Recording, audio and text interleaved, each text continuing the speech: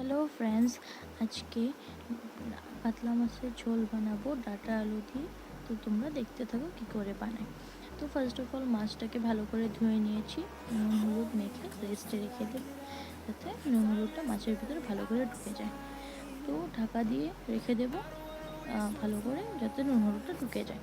তারপরে আমি কড়াইতে সামান্য তেল দিয়ে মাছগুলোকে ভেজে নেব ভালো করে। মাছগুলোকে ভালো করে ভেজে কড়া করে ভাজতে হবে, না হলে মাছের ঝোলে দিলে মাছটা ভালো লাগে না, কাঁচা কাঁচা লাগে।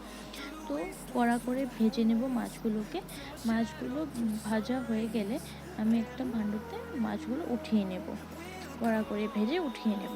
তারপরে কড়াইতে একটু তেল দিয়ে তার মধ্যে গোটা জিরা দিয়ে ভেজে নেব। আমি আগের থেকে বয়েল করে রেখেছিলাম আলু ডাঁটা, বয়েল করে রেখেছিলাম। আলু ডাঁটা দিয়ে দেবো কড়াইতে দিয়ে ভালো করে ভেজে নেব।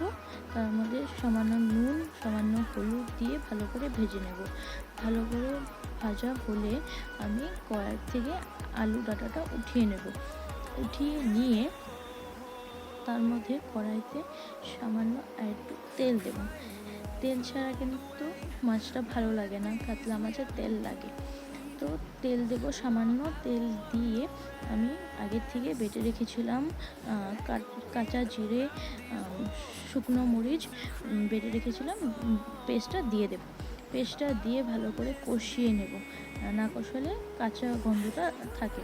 তারপরে আমি অ্যাড করে নেব ডাঁটা আলু, অ্যাড করে ওগুলোকে ভালো করে কষিয়ে নেব।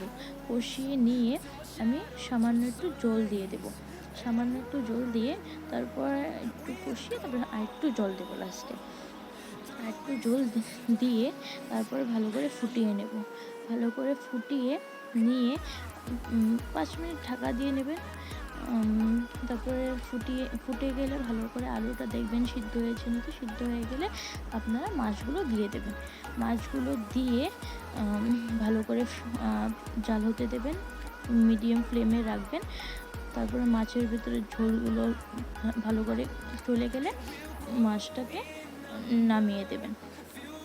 বেশি কঠিন না, কাতলা মাছের ঝোল খুবই সহজ। তো নামিয়ে ভাত দিয়ে খেয়ে নেবেন।